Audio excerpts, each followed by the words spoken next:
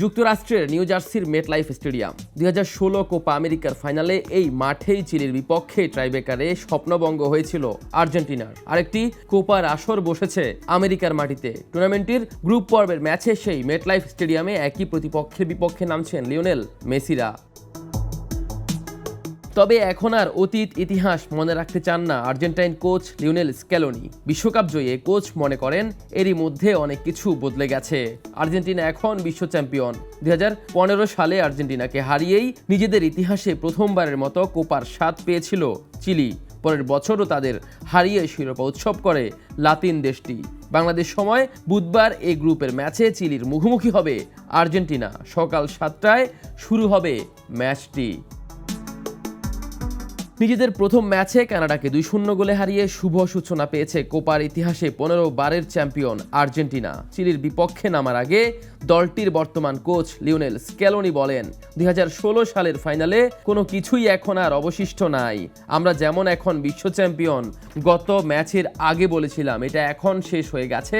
Football এমনই। আরও যোগ করেন স্ক্যালোনি, তিনি বলেন, সময় এগিয়ে যায়, চাকা ঘুরতে থাকে, বল কখনো থামে না, আর সত্যি কোনো কিছু রেখে যায় না। সবকিছু ইতিহাস, অতীতে ফিরে যাওয়ার কোনো অর্থ নেই। এদিকে চিলির কোচ হিসেবে বছরের শুরুতে দলটির দায়িত্ব নিয়েছেন আর্জেন্টিনার রিকার্ডো গ্যারেকা। স্বদেশের বিপক্ষে জয় পেতে উন্মুখ হয়ে আছেন তিনি।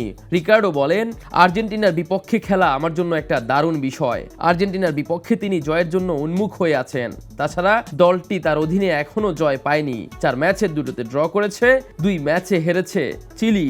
তিনি বলেন, আর্জেন্টিনার বিপক্ষে খেলা সব সময়ের জন্য একটা চ্যালেঞ্জ। আমি এখন পুরোপুরিভাবে চিলির জাতীয় দলের উপর মনোযোগ রাখছি। তবে আর্জেন্টিনা সবসময় বিশেষ একটা দল। চিলির কাছে পরপর 2 বার শিরোপার স্বপ্নভঙ্গের পর 2019 সালে কোপা ট্রফির স্বাদ পায় আর্জেন্টিনা। দীর্ঘ খরা কাটিয়ে কোপার শিরোপা জিততেই যেন বদলে যায় আল বিসেলেস্তেরা। 3 যুগের বিশ্বকাপ শিরোপার আক্ষেপ গুছিয়ে কাতারের মাটিতে অনুষ্ঠিত 2022 ফুটবল বিশ্বকাপের সোনালী ট্রফি জিতেছে মেসি বাহিনী। আফতাব শুভ, স্পোর্টস ডেস্ক, দ্য নিউজ।